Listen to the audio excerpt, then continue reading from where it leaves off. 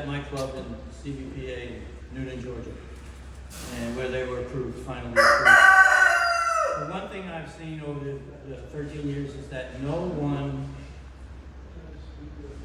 that has experience in poultry, like you, Tim, or you, took this breed on. Nobody did any breeding. So all the birds that you see in shows today are from basically novice breeders like myself. We're all learning. We're all trying to improve the breed. We're all trying to do the same thing, but there was no real experience to get going. I don't know why that was. Do you know why that is? Why was that? Why did nobody with 50 years experience try to breed some of these? Tell the truth.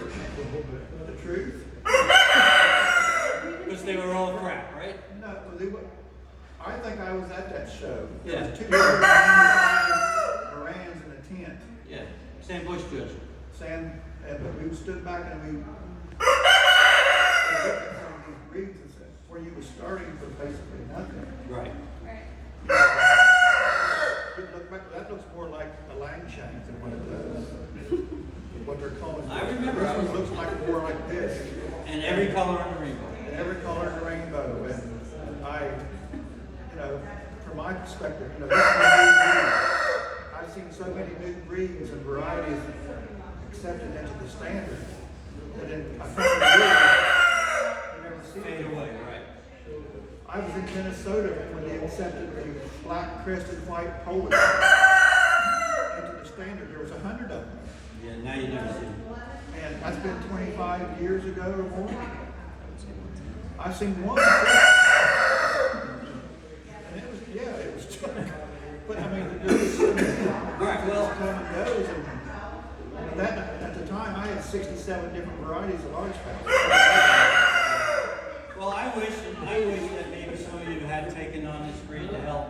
But where we are today, I think is sufficiently enough progress. I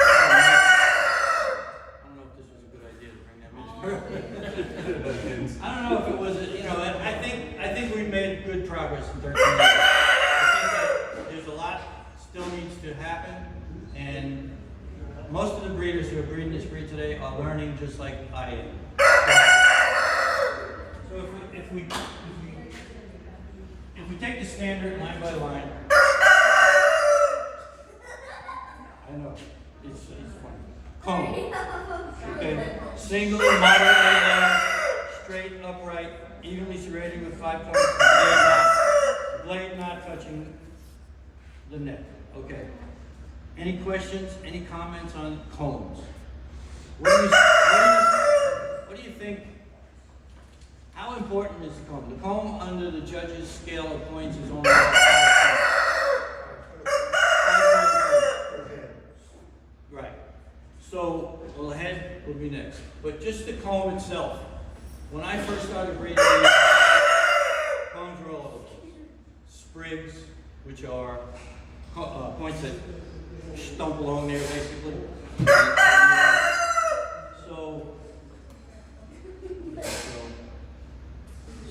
So combs are not really a big issue. You're talking just males now? No, both. Now the female comb is a little bit different because the comb is allowed to lay over at the back when the bird is in production. Which to me, I've only had one bird that actually did that and came back. I think it's an excuse for me. Excuse to allow the comb to not be straight and not be correct. So one bird I had actually came back in its first year. She's 3 years old now, it doesn't come back anymore. After the first year, it did come back straight, and it was good. But I don't see that happening. I'd like to see all the combs stand straight and be, says moderately large. I don't think that they need to be really large. And there's a section in here about dimensional terms. Dimensional terms are to be considered by the APA relatively and comparatively. So when they say moderately large, how does that figure? Okay, so relatively relatively would be relative to what? Relative to a large fowl bird, relative to probably, because it doesn't explain it, probably a dual purpose bird, something that lays a lot of eggs, and comparatively large compared to what? Other large fowl breeds, not peacocks or not anything but other large fowl breeds, dual purpose breeds. So large doesn't mean it's a big bird. It just means large comparatively. So beak, everyone knows what the beak is to do with the face. I want to get to the head. Moderate in size, slightly flattened on top and long.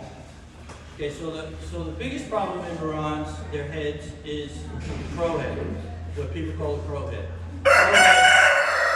Crow head would be an extended head, not wide, more narrow, and a sign of weakness actually in most large fowl. So a good head is really relative, there's the word again, to good vigor. Good vigor, good health, and a strong bird. So a head is important. When you see the long narrow heads and the long beaks too long, then it's not good. Back. The back in most dual purpose birds and egg layers especially needs to be long to allow for eggs. Wide at the shoulders, long, flat, slightly tilted to the rear. Most of our egg layers in America have a top line, and I call it a top line because that's what we call it in dogs, that is higher in the rear and allows for more body under that back to accommodate eggs. The Wyandottes, most of them. This bird is much like a sloping top line. So it's a difficult thing to get the length of back correct and get the proportions and the balance of the bird all in one. It's difficult. It's hard. That's where some of the older breeders might have been helpful along the way. So I want to get to the colors because the color is more important in this day and age in this breed. But legs and toes, lower thighs, all the same. Okay, plumage. Many people believe, for some reason, that this is a tight feathered bird. It is not. It is a moderately tight bird.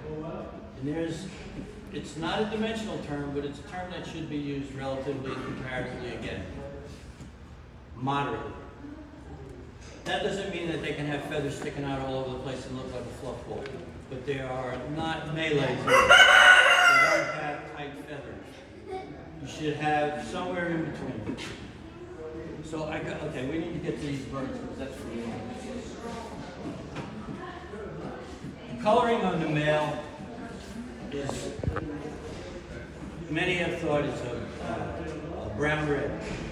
It's really not a brown red bird. Those genes probably are present. Some think it's a birchen pattern, a birchen with gold or red. It's that also. In France, the standard allows for lacing, slight lacing on the female, in the country of origin.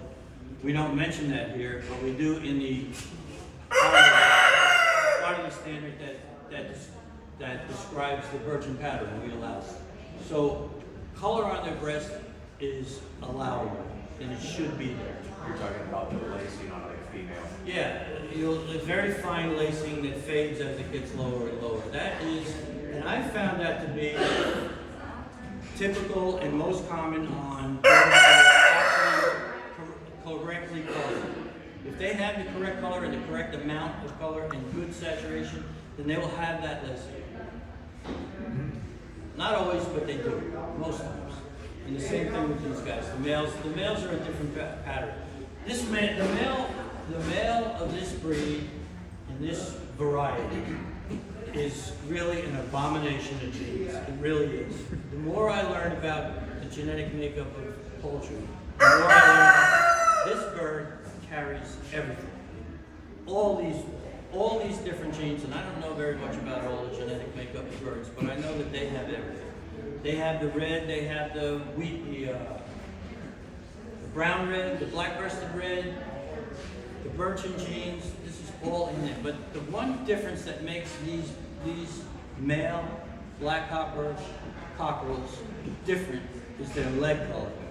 This leg color, explained by the French in the country of origin, in their standard is preferred light leg color. In our standards, brown reds will have dark legs in our standard, in most birds, but not in this bird. I've never seen a dark-legged black cockerel with copper color and with the correct color pattern. It's not a black bird. If it was a black bird, it would have yellow legs or black legs. It's not a black bird. It's a full color pattern bird, a combination of a lot of different color patterns from other birds. It's a fairly new breed. They were shown 80 years ago, 80, 90 years ago in France, they began showing this breed. It's not the most popular breed in a variety of France. It's not the most popular variety in France. Black-tailed red or barred cuckoo pattern would probably be the most popular. This is the biggest deal with this breed. And I've had judges tell me that the legs were too light. But the legs need to be light. Because I have found in my experience breeding this bird, if you allow the legs to become dark, you will never be able to achieve the copper color. The undercolor is a white-skinned bird. The undercolor, the very undercolor close to the skin, not showing through, should be light slate, just like the legs. Undercolor should never be showing through on the majority of birds, any birds. So it suits this bird also. Don't ever allow light slate underfluff to show through. But if you dig down in the bird, you see this one.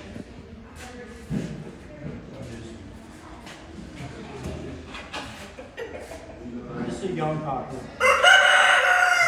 We're going to find light slate down there, if you can see that. That's all right. You can hold on. I don't know if you can see it. Also here. A white-skinned bird. It's going to have the quill where it comes out of it's going to be white. Maybe if only for a 1/16 of an inch or an 1/8 of an inch, it's going to be white. And then it's going to turn into slate. But as the standard says, this is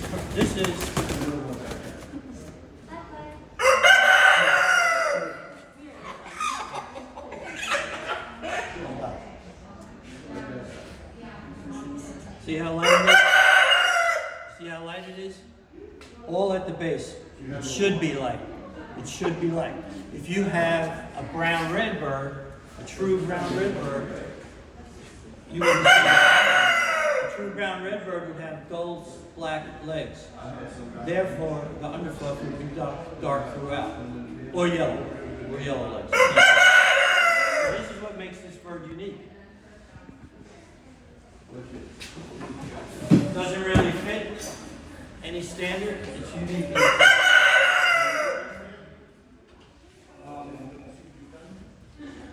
Any questions?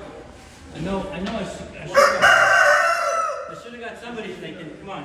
What are you smiling about? I've got one. Skip. Okay. So, with the color, like, is that something you're gonna see darken with age as they mature, or it should always be that way? In my experience, it gets lighter. It gets lighter.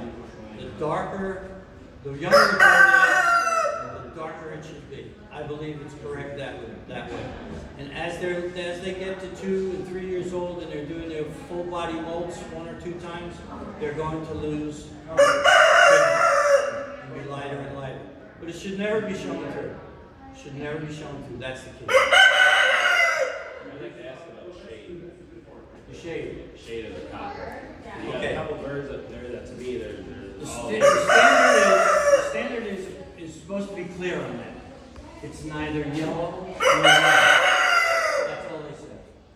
So copper is a funny color. You can get a copper penny and compare that, or you can get a piece of pipe from Home Depot and compare that. It's none of those. Not really. It's somewhere between yellow and red. I would say that this bird here probably has, without it getting too dark, this bird is a little dark. Close. Matching. This bird is about the same. Pretty good. This bird may be a little light. I prefer a little light because it tends to get redder and redder the more you don't pay attention. This bird is too dark. Do you ever have an issue where the hackles, the shade of the hackles don't match the shade of the Yes. saddle? Often. And that's another thing that a lot of novice breeders don't understand. They look at the hackle and they look at the saddle and they don't see two different colors. But yes, it should be uniform throughout. And that's a regular color pattern from APA standard that they should be uniform. And that's a mistake in the Wheaton standard where it says hackle is one color and the saddle is another color in the Wheaton standard. And the very next line in the standard says they should be the same. It's just not right. But yes, it should be the same. Another problem is what a novice breeder also I hear all the time is, you want me to take him outside? You want to come up and slap him? Hey. That's to keep me from mumbling. Sometimes the hackle color will fade, and you'll see it on brown reds. You'll see it on other breeds of the brown red variety. You'll see the hackle color starting to get light at the bottom. Many beginner people call that a halo. I don't understand that. I've never found the word halo in the standard. A halo is something up here. It's not down here. So to me, it's just a tapering off of the color, lightening out. It seems to be, and maybe some of you experienced judges would know better, it seems to be acceptable in brown reds. In modern brown reds, is it lighter at the bottom on the hackle? A lot of times, right? A lot of times it changes. I think we should strive for uniformity in the color, but I don't think it's a serious problem. Unless it's yellow. If it's yellow, it's wrong.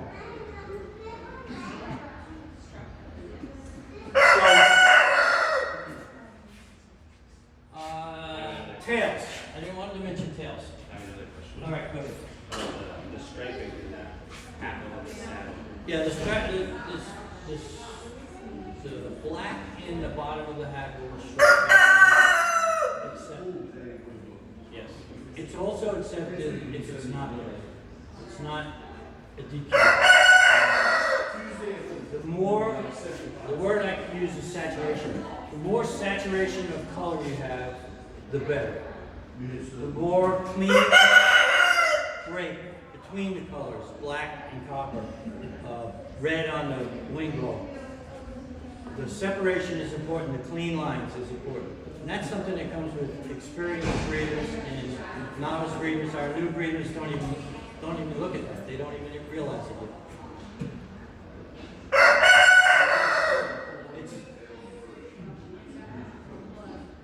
Okay, the tail. Go ahead. I was just going to make a point.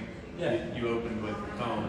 And That's first in the as a judge and exhibitor, admirer, a lot of people put extra emphasis on tones. Yeah. They say, oh, that's the first thing you see. But I just wanted to point out the wording that talks about the blade not following the back of the head. Yeah. We have a really good example here side by side where I think this male on the far left has a really nice comb and matches the description very well. See how that blade kind of comes out? If you look at the second one and look at his blade, it wants to follow the back of his neck. So I thought that was a good example to point out. Yeah, this one especially. Yep. I love this bird's comb, but I hate the fact that it is on the neck. And look at how low it is and straight it is, and strong it is. If I could just lift it off. It's a good point. You know, combs are all over the board in this.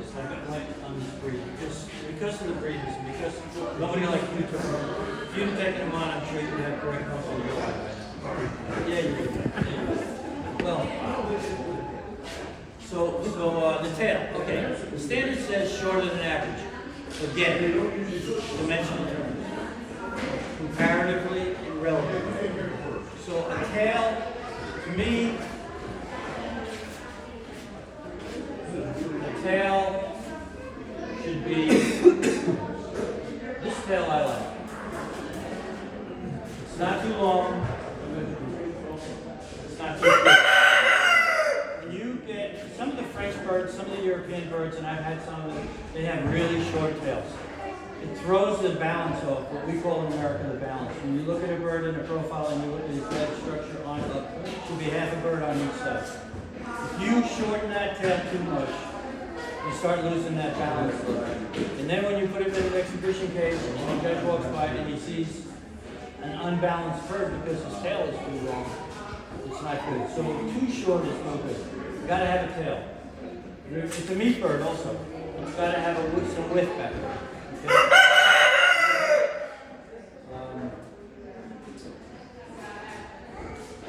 Tails. There's really nothing in the standard that says how open or closed the tail should be. What? What are you shaking your head no for? Because if this is, right, if it does, birds with closed tails tend to be narrow in the back, come in on the triangle.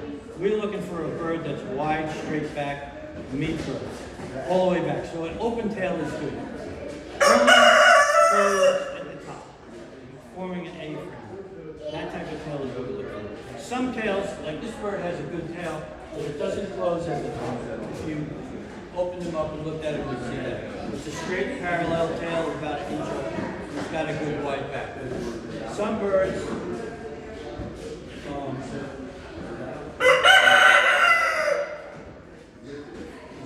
are just clamped, and that's going to be an error. There's another term used in tails a lot is pinch. Pinch to me is vertical. When you see just one feather or two feathers on a tail, it's all there, but it's all folded up and pinched. Right? That's a pinch tail. So people will call this a pinch tail. That's not a pinch tail. That's a closed tail. Pinch tail is all together. Very rarely see cockroaches in this breed. In this variety, especially with pinch tails. We see it in clothes. We see it in hens a lot. We see it too much. We see pinch tails. When you pick them up and flip them up, of course they open up. But when they're standing there relaxed, they're pinch tails. So when you find a bird, in my breeding program, when I find a young female that stands with its tail overlapping and extended, that to me is correct. If you look at the picture in the standard, although you're not supposed to look at the picture, if you look at that picture, you'll see a tail. You'll see at least 6 feathers. I like to try to breed an 8-foot tail feather. You can find it if you I've had some. And they always end up winning. If you bring a pullet with 8 tail feathers, it wins. Why? Because it shows a tail. It's not pinched.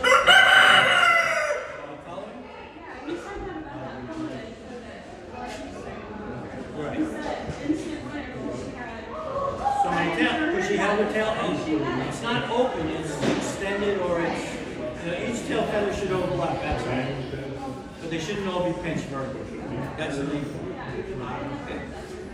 And the key, so Skip and I have actually talked quite a bit about this, especially 6, 7, 8 years ago. Yeah. I said, what I see a lot of times on your females, anybody's females, is they'll do their side profile and it looks like they have one main tail feather. They're all, yeah. So if you can get those to spread just a little bit, and again, this goes back to the wording, what is relative? Okay, it's relative to the shape and the size of the bird, but moderately spread is not overly spread. So look at the standard and compare like a white legger. That should be a well-spread tail. Well, I don't want a Moran that has a tail that's well spread like a legger. Use those words moderately, just like you said, they're comparatively speaking. And that's where I think a lot of Relatively and comparatively. So the other thing, another thing that a lot of us beginner Moran breeders don't understand is feather quality. And that's something that I discussed with Jonathan years ago also. And learn. This bird here, I can show you some of the best feather quality that I've ever seen. Nate went over this earlier, but he likes to look at the tail feathers and the width. Okay, I like to look at the secondaries here. If you'll help me, just pull out, just show one of those secondary feathers.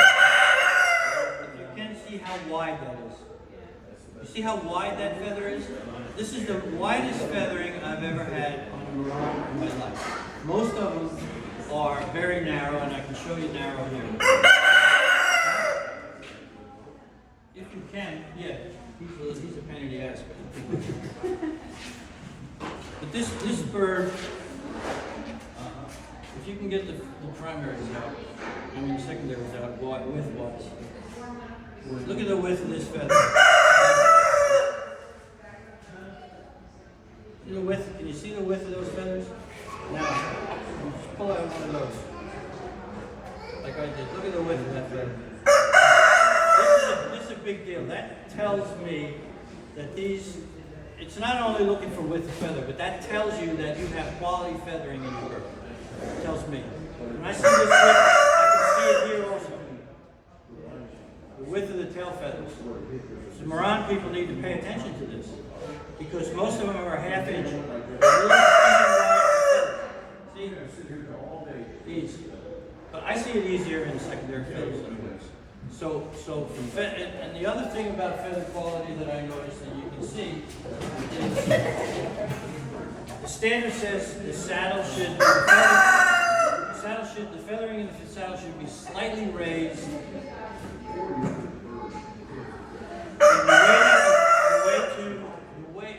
the way to get to slightly raised is not a big puff. It's a quality saddle feather that comes out and extends all the way back into the tail and creates a smooth transition from back to tail, not a backwards angle. It should be smooth. If you see the saddle feathers come out along the side of the tail, all the way to the top, the same thing at the break at the back of the hat. If the hat feathers are long and luxurious, it will flow from the back of the hackle to the back, smooth. If you look at the profiles of some of these birds, you'll see a little different. See, I think the young bird is better.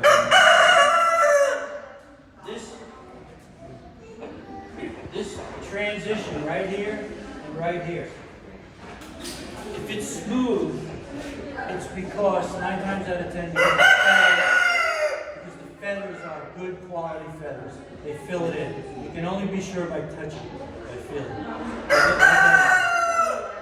Angle on your tail feathers there. The tail.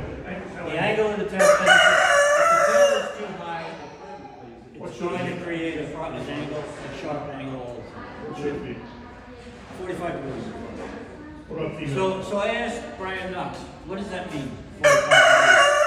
I said, is that when I feed him? Is that when I put him in a breeding pen? Is that when he goes to the show? I asked him a couple of questions. And you know what he said? You all know Brian, right? He said, when I look at it. That's what he said. So I get that. Here's when he stands natural. Right. When you stand here and you look at the tail, we're seeing basically 4 different tail angles. Yep. The way I measure tail angle is when I'm looking at a bird, or when I'm judging. Right. And I look at it, my wires on my cage. So I try to judge that. Right to the center of that See angle. the tail back to There's a diagram in the standard.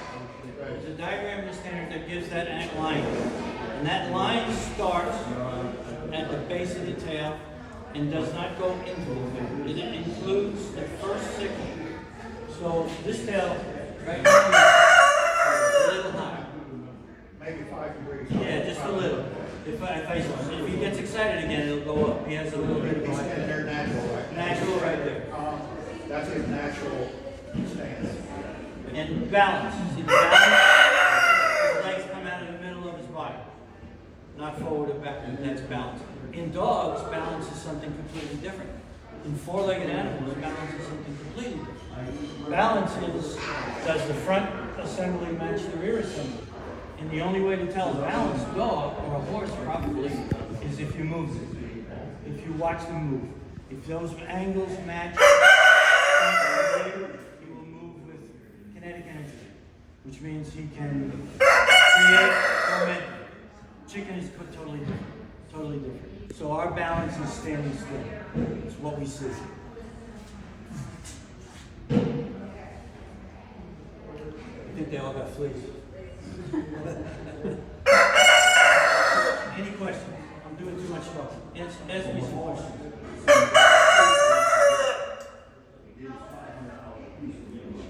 What I missed? I did everything I wanted to do and I wanted to. Talk about your leg feathering. Leg feather, moderately. No hard feathers on the legs. No white feathers on the legs of this variety. Outside toe only or center toe? The rudimentary toe, it's acceptable. We all know that. It's something that I try to breed away from. I don't really see it relative to anything else. I don't see it meaning a good bird or a bad bird or anything. But I do like to see three toes playing forward. I do. So, I think that it's acceptable and just, in all feather legs. I don't know anything about it beyond that. I don't pay much attention to it other than sometimes you can see on young birds that there's barely any toe at all. And that could become a problem. What do you mean hard? No Hard feathers would be like a wing feather or a tail feather. Oh. A feather that has the same feather. A fluff feather has two types of feathering. There's a soft feather at the bottom that's connected. Is it connected? No, not connected. And then the feathering from the halfway mark up, and a perfect feather from the halfway mark up would be open. They're just connected in the way. So there's two kinds of actual feathering on a feather. A hard feather will have one type, just one type. That would be the tail of the wing. That's all the thing. We don't see those on the legs. No, we can get into, what's that?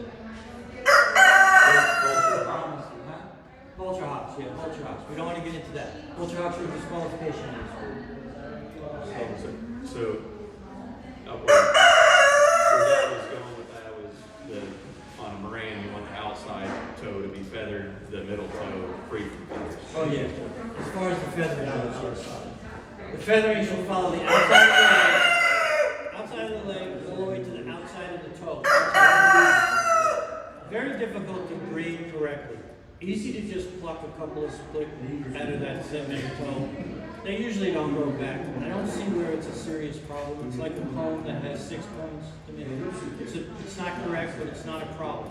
Well, the way I look at a lot of, other than the point scale for judging, the way I look at a lot of faults and a lot of attributes in the birds is how it affects their productivity and what they're here for.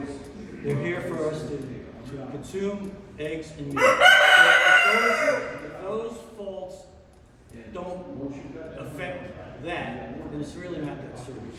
But we should all strive for the perfect bird, which it's not, we all know. So sometimes I get a little bit of a long feather. Maybe I like when these feathers. No, you can see this is, no, that's not attached. There you go. All right, so.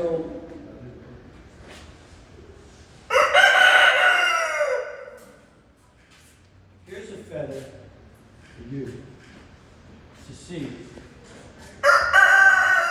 part of the feather is fluff. This part of the feather is not. Okay, it's two things. If the feather looks all like this, then it's a hard feather. It's not in the book, but that's the assessment. Okay, anything else? What do you like? Their chest, like the depth of their breast. Because I feel like in Morans, you already see that, the chest. I struggle with that. Well, let's shape. Yeah. Okay, the profile and the shape of a bird, it's again, the product, a bird that produces meat, a meat bird. Should be like this guy wants to show off. A rounded forward breast. Some of my males even have a breast that outdoes their beak. Really comes out. We see too much of this V shape. Right. A V-shaped bird's not going to have any meat on it, first of all. And it's not the correct shape.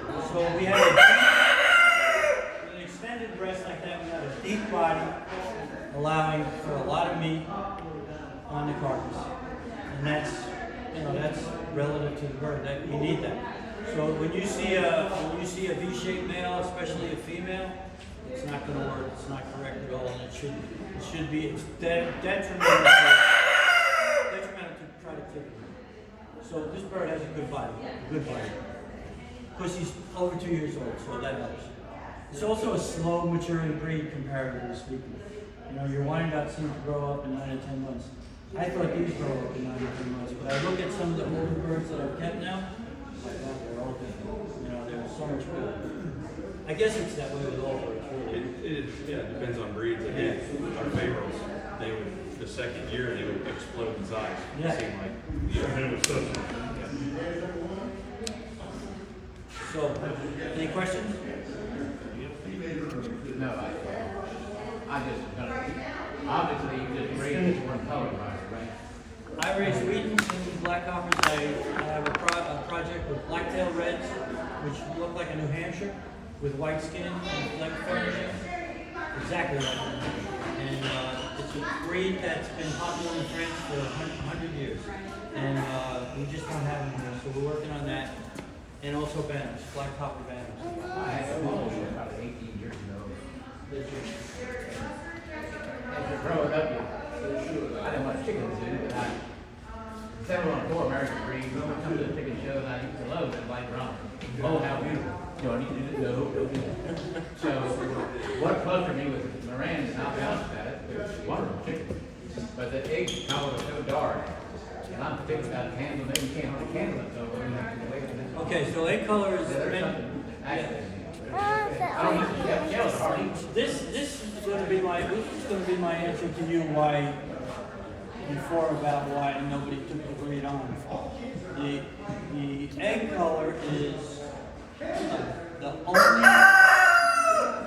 Marron is the only bird that paints its eggs on the way out. It's not a red brown egg. It gets painted on the way out. It's the only bird. There is no other bird, not a chicken. They do get, but it gets painted. So it's the female of the species painting the egg on the way out. We call it spray paint, but it's just actually dip. But if you break a Marron egg open, no matter how dark it is, and look at the inside of the shell. If you break an Americana egg open, it's not painted.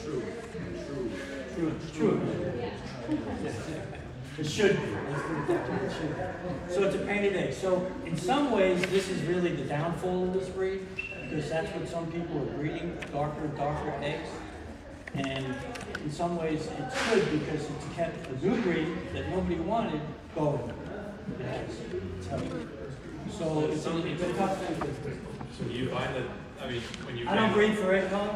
Once in a while, I'll put a breeding together. I'll cull eggs if they're too light before I put them in the hatchery. But I don't really breed, as long as it's the French standard is explicit about egg color. Number 4 on their chart is not breedable. So when you candle your eggs, though, Yeah. do you have to wait long? Is it, like he said, is it I only candle before they go in the hatchery.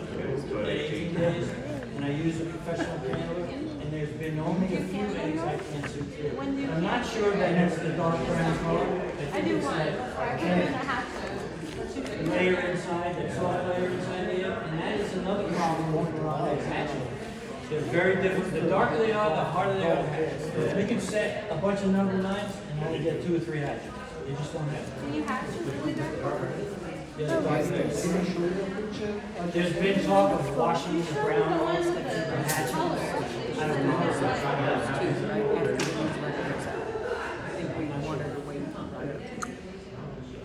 So that's it.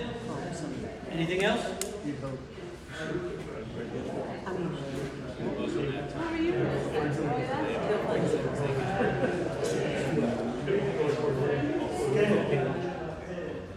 Yes.